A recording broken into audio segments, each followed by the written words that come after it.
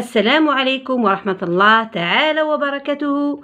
بسم الله الرحمن الرحيم، والصلاة والسلام على سيدنا محمد وعلى آله وصحبه أجمعين. أبنائي التلاميذ، نلتقي اليوم في فيديو جديدة مع تلاميذ السنة الثانية والكتاب المدرسي. نلتقي اليوم مع الصفحة 38. قبل ما نبدأ أبنائي، إذا أعجبتكم الفيديو اضغطوا على زر الإعجاب وزر الإشعارات واعملوا أبوني حتى يصلكم كل جديد. بسم الله أبنائي، نمشي معايا مع كتاب المدرسي السنة الثانية صفحة 38. Alors je commence. عندنا la séquence numéro 2, le projet numéro 1. Alors projet numéro 1, séquence numéro 2. Alors العنوان تاع الدرس هو درس عبارة عن درس من دروس القواعد الفرنسية. Alors nous écrivons correctement les adjectifs qualificatifs. Nous écrivons يعني نكتب correctement بطريقة صحيحة les adjectifs qualificatifs يعني الصفات. حنعرفوا الصفات بالعربية هي الصفة تتبع الموصوف في الإفرادي والجمعي والتأنيثي والتذكير. La même chose pour le français، نفس الشيء بالفرنسية. l'adjectif qualificatif يتبع le nom qu'il qualifie، الاسم اللي يوصفه en genre et en nombre. le genre اللي هو النوع مذكر ولا مؤنث، et en nombre اللي هو المفرد ولا الجمع. وكما قلت لكم باللي الفرنسية ما فيهاش مثنى، فيها المفرد وفيها الجمع. إذا نبدأ على بركة الله أبنائي، تبعوا معايا. راح نقرأ كيما مر، فنقرأ قراءة الأولى ومن بعد نبدأ نقرأ بالشوية ونشرح وترجم. Alors هذا عندنا un petit texte، مش une petite introduction، une petite situation initiale. عطاونا لو تيتر la fille du paysan. la fille du paysan يعني بنت الفلاح ولا المزارع ولا اللي يسكن في البادية. Alors je lis le texte. أقرأ، je lis معناتها أقرأ. je lis le texte أقرأ النص. le texte هو النص، انتبهوا مليح. Il était une fois un pauvre paysan qui avait une fille intelligente. Il habitait une petite cabane et mangeait rarement à leur faim. Alors نعاود نقراها ذكا بشوية ونعاود كذلك نشرح كلمة كلمة. اوكي.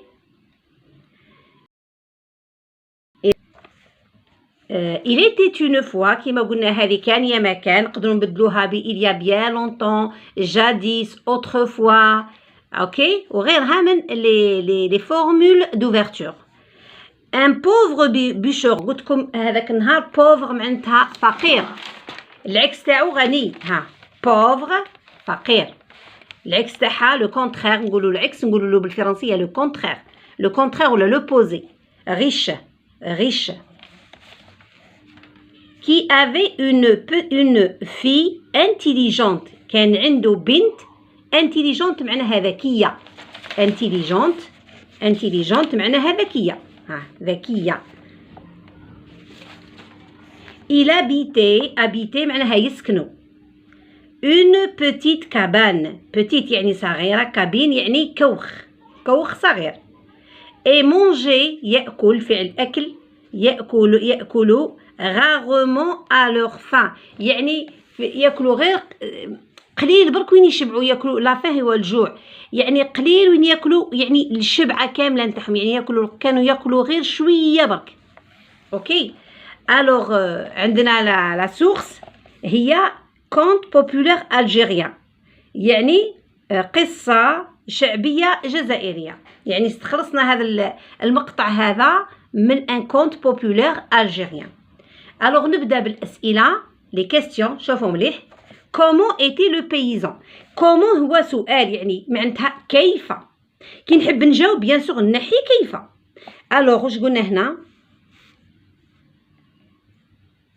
un pauvre paysan. alors le paysan était pauvre، كان فقير. alors comment était le paysan. le paysan était pauvre. le paysan était pauvre. alors je vais écrire la réponse à cette question. le paysan était pauvre. Le paysan était pauvre. Maintenant, je passe à la deuxième question. Encadre les adjectifs qualificatifs. Encadre يعني أضعهم في إطار. يعني نحطهم نونكادر نديرهم في كادر. ألوغ شو هما لي زاديكتيف؟ قلنا هما الصفات. ألوغ هنايا نحوس على الصفات.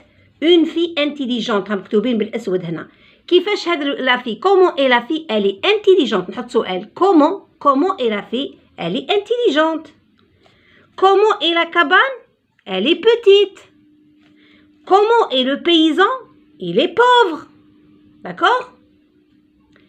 Alors j'ai encadré les adjectifs.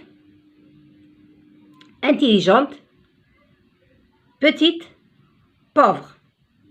Maintenant, عندنا ها ماكي هنا في هذا le tableau. Le nom هو une fille. L'adjectif qualificatif هو une fille intelligente. Intelligente هذا هو l'adjectif qualificatif.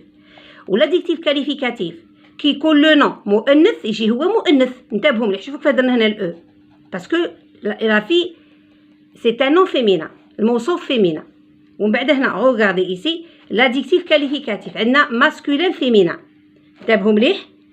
انتيليجون مذكر، نقولوا ان غارسون انتيليجون. داكوغ، ما نديروش الاو. شوفوا مليح ما كاينش الاو. اون في انتيليجونت هاني درت الاو كيعد مؤنث. حنا بالعموم كي نحولوا للمذكر للمؤنث نزيدوا او. هذه قاعده عامه، اون ريغل جينيرال. كي نحولوا من المؤنث من المذكر للمؤنث نديروا الاو. كي نحولوا من المذكر للمؤنث نحيو الاو. باردون، من المؤنث للمذكر نحيو الاو.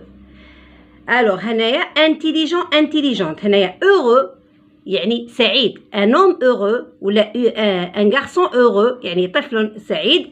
نقولوا اون في اوروز. فهمتوا؟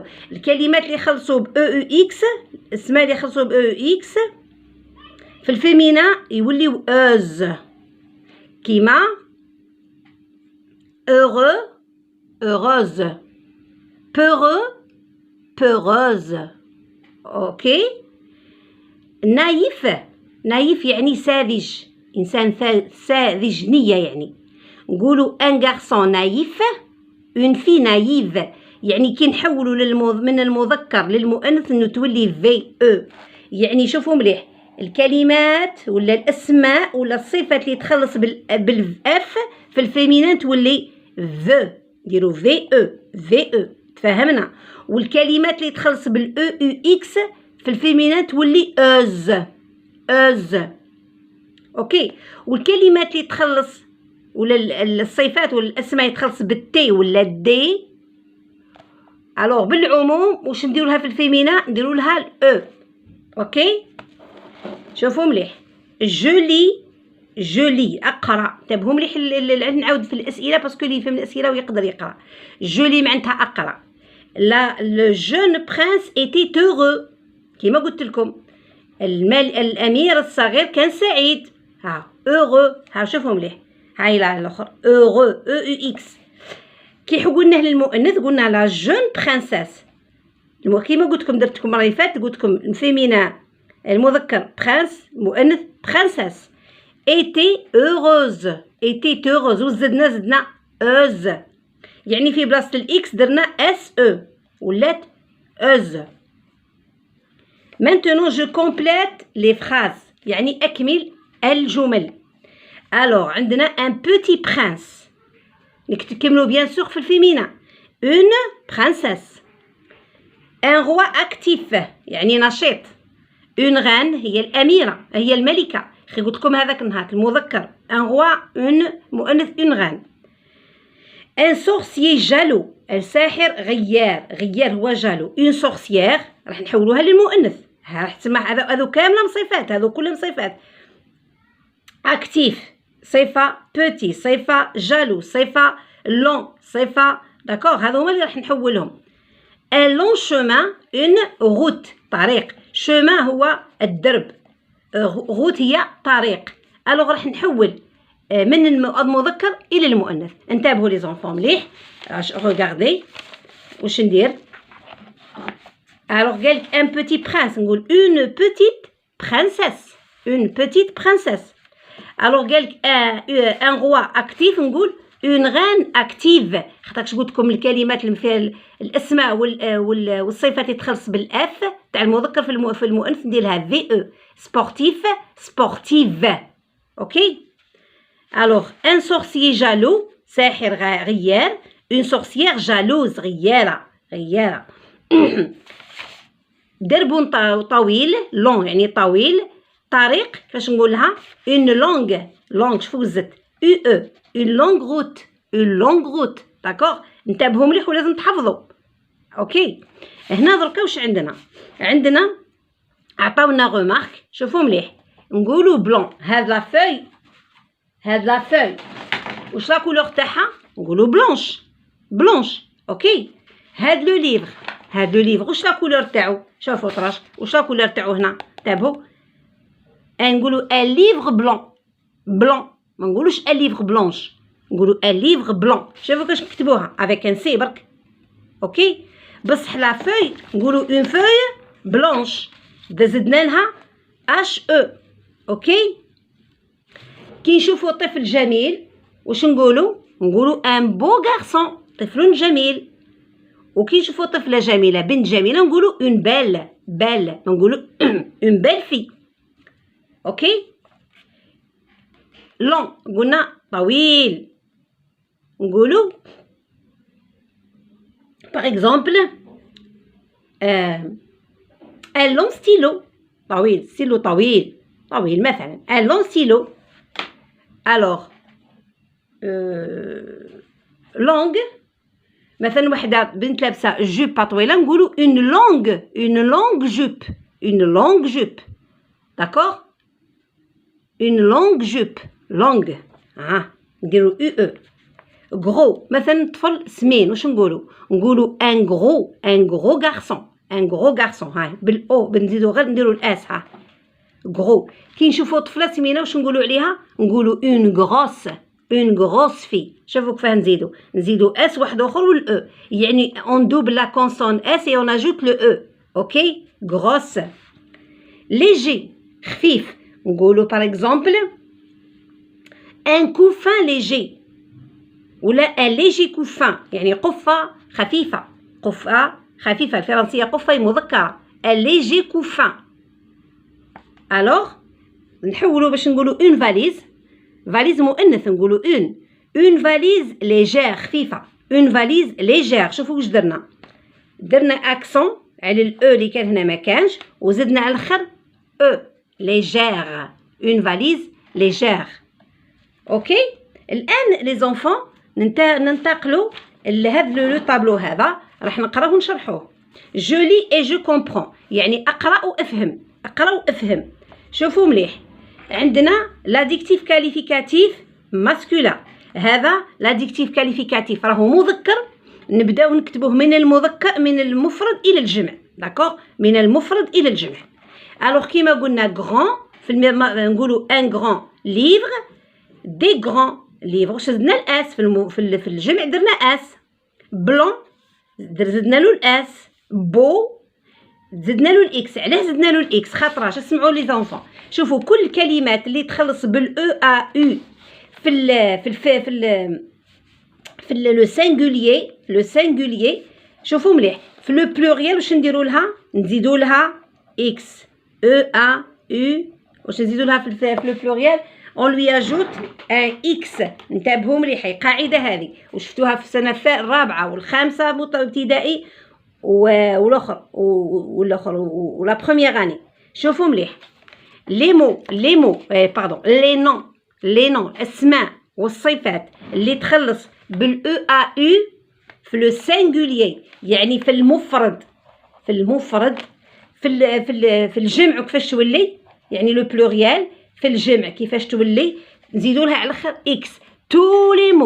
tous les noms qui se terminent par EAU au singulier on lui ajoute x au pluriel. قاعده هذه كي تشوفوا EAU يقول لك حول للجمع خلاص دير اكس. اوكي. هذه قاعده احفظوها هكذا. عندنا curieux الجمع تاعها تبقى كيما راهي باسكو تخلص بالاكس ديجا، هاي خلصت بالاكس، في الجمع تبقى بالاكس كيما راهي، هذه ما تبدلش. اوكي، ومن بعد راح نقراو بالتفصيل. الوغ دوكا نرجعوا لاديكتيف كاليفيكاتيف فيمينا. دركا راح نكتبوا، راح نشوفوا لاديكتيف كاليفيكاتيف فيمينا واش نزيدولو. الوغ عندنا غروند، في الجمع نقولوا غروند نزيدو اس. بلونش في الجمع نزيدو اس. بيل في الجمع نزيدو اس. كوريوز في الجمع نزيدولو اس. اوكي. Maintenant je passe à l'exercice ou bien au dernier exercice. Je lis et je complète. يعني أقرأ وأكمل. أقرأ وأكمل. Alors le bon et beau prince. هنا قداش نصيفة عندنا؟ عندنا زوج صفات. عندنا bon يعني طيب وبو جميل. prince اللي قلنا هو الأمير. دوزيام عندنا la gentille petite fille. قداش نصيفة عندنا؟ عندنا جونتي وعندنا بوتيت. جونتي طيبة، بوتيت صغيرة، في اللي هي البنت. un roi attentif et généreux. un roi attentif et généreux. attentif يعني مهتم، يلاحظ الكل شيء ويهتم بكلش. généreux يعني كريم. la belle et ravissante fée. la belle يعني جميلة، ravissante يعني شديدة الجمال، مذهلة، رائعة. اوكي. الوغ قالوا لنا عندي هنا فراغات راح نكملهم مع لو. مادام قالوا لنا شوفوا ما قالوا لنا والو، قالوا لنا غير كومبليت، بصح مادام شفت لي دي يعني انا افهموا باللي راح نحول للجمع. راح نحول للجمع. اوكي، بلا ما يقولك هنا مفرد لو، هنا لي. وانتبهوا مليح، هنا واش قال لكم برانس، هنا الاخير قال لك برانس. كيف هنا في ودارك الاس.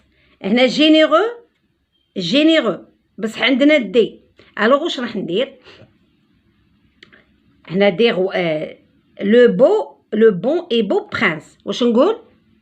لي بون زدت لها الاس، بو زدت لها الاكس كيما قلت لكم قبيل. اللي خلص بالاو ا او في البلوريال في الجمع نديرلو اكس. اي بو برانس، برانس طلعوا على الاخر اس، هم عطاونا هما بعد هكذا. لا جونتي بوتيت في، نقول لي جونتي زدت الاس وبوتيت زدت الاس في. ان روا اتونتيف، كتبوا هما دي روا ديجا عطاوهولنا. اتونتيف زدت الاس. اي جينيرو يعني كريم. وزدنا ما زدنا والو باسكو هو بعد هكذا يخلص بجينيرو بالاكس باردون. لا بيل اي رافيسونت في، قالوا لنا لي، ندير لي واش نزيد لها اس. رافيسونت نزيد لها اس. علاش؟ لان الصفه تتبع الموصوف. مادام هنايا الصفه كانت مفرد، الاسم كان مفرد، اذا الصفات كلها كانت مفرده. هنايا شوفوا مليح، صفه مفرده باسكو الاسم مفرد. هنا صفه جمع علاش؟ باسكو الاسم كان جمع. صفه مفرده لان الاسم مفرد. صفه جمع لان الاسم جمع. وصفه مؤنث لان الاسم كان مؤنث. كيف ان روا اتونتيف صفه مفرده، صفه مذكره كعاد ان روا الاسم راهو مذكر. كيف هنا مفرد جمع مذكر لان هنا عندنا دي روا اسم مذكر.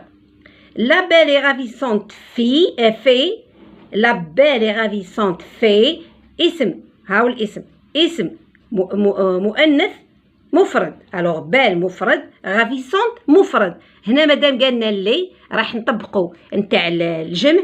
الاس بال رافيسونت اس.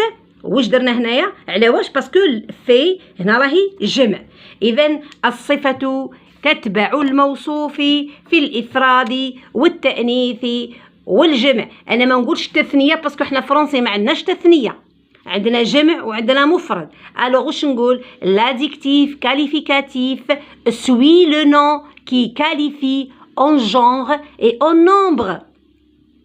يعني الاسم عفوا الصفة تتبع الاسم الموصوف في الجمع والإفراد والمذكر والمؤنث. لو جونغ هو لو جونغ يعني النوعية، مذكر ولا مؤنث. لو نومبر يعني جمع ولا مفرد. أبنائي الأعزاء، أتمنى أني قد وفيت في الشرح إن شاء الله يا رب العالمين، وإن شاء الله تكونوا فهمتوا. وهذا الجمع نتاع اللي قلت لكم انتبهوا كيما راني نقول لكم، ومن بعد راح نجيو نقراو الجمع في الاورثوغراف بالتفصيل. راكم قريتوه، راح نعاودوه بالتفصيل. نتمنى انكم فهمتوا الدرس تاع اليوم اللي هو يتكلم على لادجيكتيف كاليفيكاتيف، يعني الصفه والموصوف، وبانه الصفه دائما تتبع الموصوف. يعني اذا كان الاسم نتاعكم مذكر تجيبوا الصفه مذكر، إذا كان الاسم تاعكم مؤنث تجيبوا الصفة تاعكم مؤنثة، إذا كان صفة تاعكم جمع تكون الاسم تاعكم جمع تكون الصفة جمع، إذا كان الاسم تاعكم مفرد تكون الصفة تاعكم مفرد. وإذا عطاك التمرين مثلا يقول لك يعطيك الصفة وما يعطيكش الاسم وبس الصفة تلقاها جمع، راح تكمل دير الاسم جمع. إذا كان يعطيك الصفة تاعك مفرد ويقول لك كومبلات يعني أكمل بالاسم، دير الاسم تاعك مفرد. إذا ننتهي من هذا الفيديو أبنائي الأعزاء اللي هو صفحة 38، وراح نكملوا إن شاء الله في الفيديو الجاي القادم صفحة 39 راح نديروا فيه كل التمارين. وفي الأخير أبنائي استودعكم الله الذي لا تضيع ولا ودائعه. ربي ينجحكم إن شاء الله ويوفقكم لما فيه إن شاء الله الخير. ربي ينجحكم في هذه الفروض والامتحانات. انتظروني إن شاء الله غدوة إن شاء الله في الفيديو القادمة. والسلام عليكم ورحمة الله تعالى وبركاته. لا تنسوني أبنائي من الدعاء ومن الضغط على اللايك وعلى على الجرس، الضغط الجرس الاشتراك. والسلام عليكم ورحمة الله تعالى وبركاته.